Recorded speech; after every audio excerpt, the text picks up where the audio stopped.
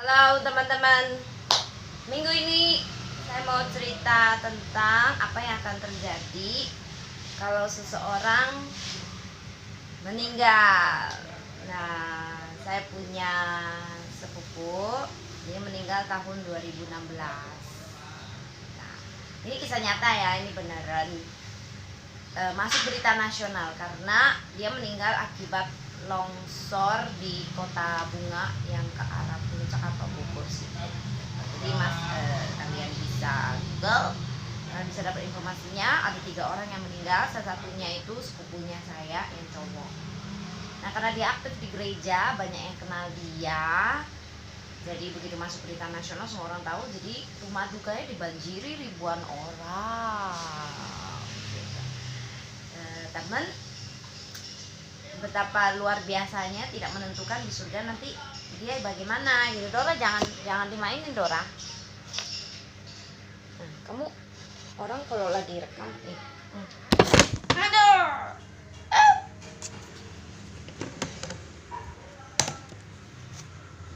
Jatuh. Ya kalau pelihara kucing tuh seperti itu tuh. Sini.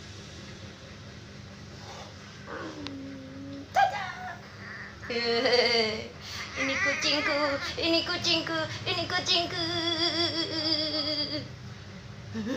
Gemes ya, yang punya kucing pasti tahu. Ini betina baru 7 bulan, nah, dikandangin di rumah terus jadi nggak bakalan kawin, masih anak kecil. Oke, lanjut. Jadi saya punya sepupu itu. Dora, don't touch. No. Jadi saya punya sepupu itu meninggal dan teman-teman yang kenal dia minta saya berdoa gitu. Karena saya suka berdoa kan, berdoa supaya dia bisa diselamatkan.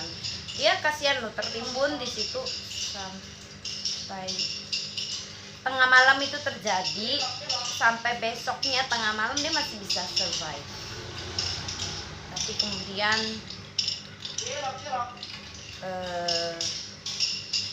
ya udah, terus dia meninggal. Jadi dari tengah malam itu terjadi, dia tertimbun sama anaknya yang bungsu. Nah, anaknya tidur sama dia pas lagi main lah tengah malam gitu kan.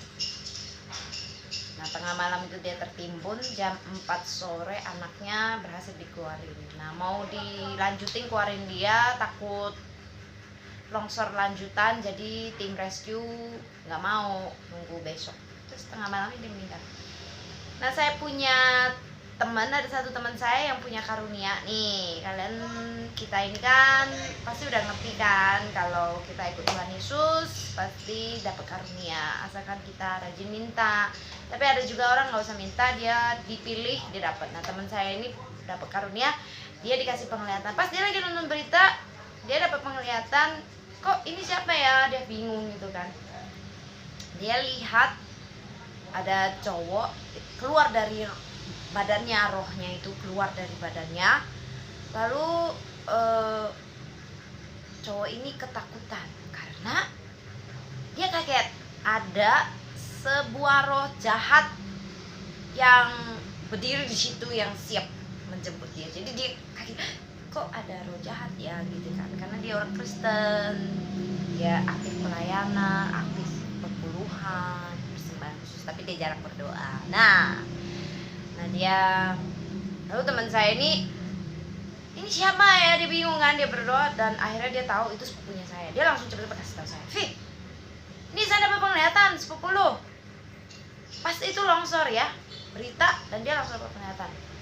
Gue langsung pikir siapa, pas gue tahu ini sepupu lo. Jadi ini gue kan kasih tahu lu nih, Fit, sepupu lo sekarang lagi ketakutan nih, dia keluar dari badannya, dia bingung nih, Fit. Terus jadi kan saya tahu ini berarti kan saya harus berdoa kan, jadi saya berdoa, tapi saya bingung gitu kan, saya mau doain dia apa gitu kan. Maksud saya gini, doain dia selamat kan, ya udah gue doainnya kayak gitu. Terus teman saya bilang gini, Vi, itu sepupu lu ya, dia kaget ada roh jahat, tapi dia kemudian ketakutan. Terus sekarang malaikat Tuhan mau bawa dia nih loh, Vi. Berarti kan emang fix kan sepupu saya ini nggak mungkin bisa hidup. Jadi saya nggak mungkin doain dia tetap hidup kalau Tuhan bilang dia mesti mati kan. Nah lalu roh jahatnya bilang gini, "Gak bisa, ini milik saya," kata roh jahatnya. Wah, sepupu saya tampak ketakutan. Lalu mereka bilang, "Enggak, dia ini milik Tuhan. Jadi dia harus melalui proses pengadilan, harus dibawa ke tata penghakiman Bapak dulu." Jadi dibawa ke surga. Ya roh jahat nggak bisa berbuat apa-apa dong. Ini kan milik Tuhan. Dia dibawa ke surga, ke tata penghakiman Bapak. Ayo teman-teman tahu ya, kalau kita percaya sama Tuhan Yesus, kita pasti akan dibawa ke surga karena kita ini milik Tuhan. Tapi untuk dihakimi, karena untuk apapun yang kita perbuat di masa hidup kita ini akan dihakimi. Jadi kalau orang agama sebelah percaya karma, maka kita ini ada tabur tuai. Nah itu lebih dahsyat daripada karma, karena karma itu cuman ketika kamu hidup, kita hidup ya kan?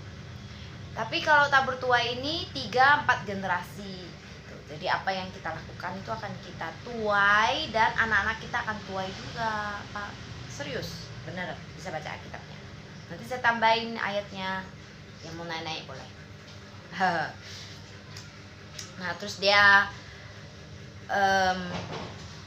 oh ya, buat orang yang nggak percaya Tuhan Yesus itu udah pasti ya, langsung dibawa ke neraka. Ini teman-teman boleh tanya siapa aja yang nggak percaya sama Tuhan Yesus, pasti jawabannya begitu. Nggak ada yang dibawa ke surga, pasti dibawa ke neraka, kecuali yang aliran sesat itu, yang jihad terus mati dijemput malaikat, ya itu lain lagi. Kita yang ngomong yang beneran gitu kan.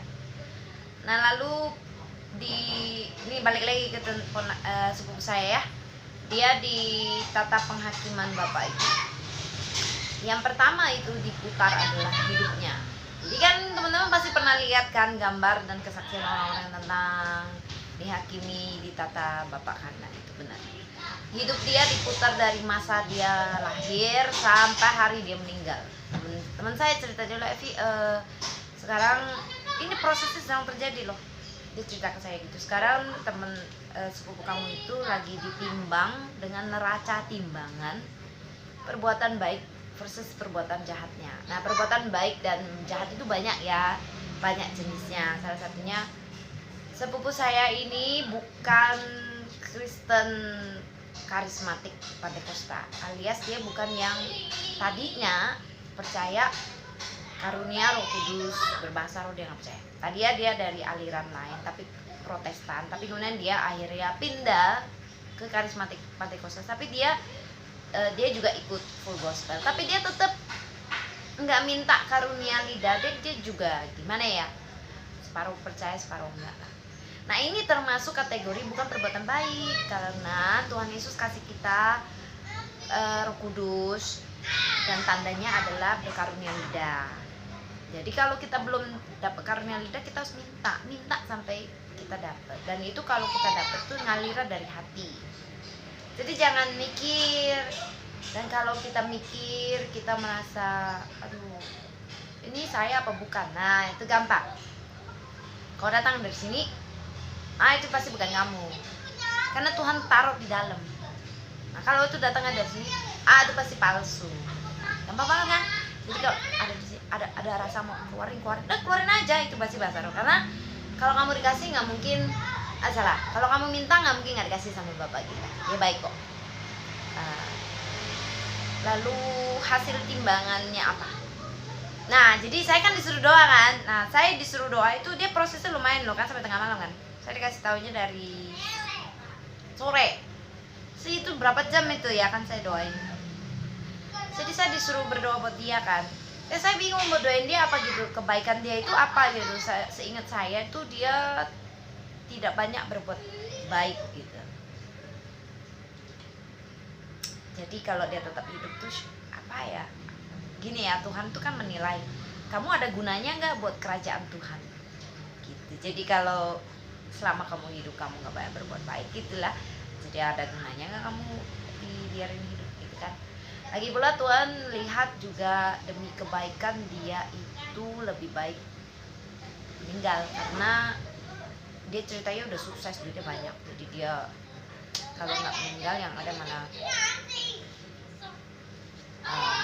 dia makin kacau lah. Nah ternyata saya baru tahu kemudian waktu itu kalau Tuhan kasih saya teman saya lihat, dan supaya saya doa itu bukan supaya dia tetap hidup, tapi supaya dia itu diampuni dosanya. Setelah ditimbang, dia ternyata didapati timbangan neracanya itu nggak balance. Jadi baiknya dia itu segini dan jahatnya dia itu segini kata Tuhan. Jadi dia dihukum. Kan ada ayatnya ya, hamba yang tidak tahu apa yang Tuannya mau akan dihukum ringan. Tapi hamba yang tahu apa yang Tuannya mau dia akan dihukum berat. Nah saya nggak tahu dia yang mana, ringan atau yang berat. Tapi keputusan akhirnya dia dimasukin ke penjara. Jadi orang Kristen itu adalah hambanya Tuhan. Nah dia akan dihakimi ketika dia meninggal itu di tata penghakiman Bapa. Nah hasil keputusannya itu dia ada yang dimasukin ke neraka, tapi kayak sepupu saya ini dimasukin ke penjara. Penjara ini areanya disebut Tartaros. Kalau kamu Google itu informasinya udah nggak ada, karena ada orang-orang yang punya kesaksian tentang Tartaros. Sekarang udah nggak ada, itu udah beda lagi. Yang ada di Google itu mitologi Yunani. Itu teman-teman. Jadi apa yang terjadi setelah orang meninggal? Teman-teman udah tahu ya. Kalau orang yang nggak percaya Tuhan Yesus itu udah pertama langsung dibawa ke neraka. Dan yang kedua, buat kita yang percaya sama Tuhan Yesus udah pasti dibawa ke tata penghakiman Bapa. Nah udah siap belum? Hanya kita harus banyak berbuat baik, banyak mengumpulkan pahala.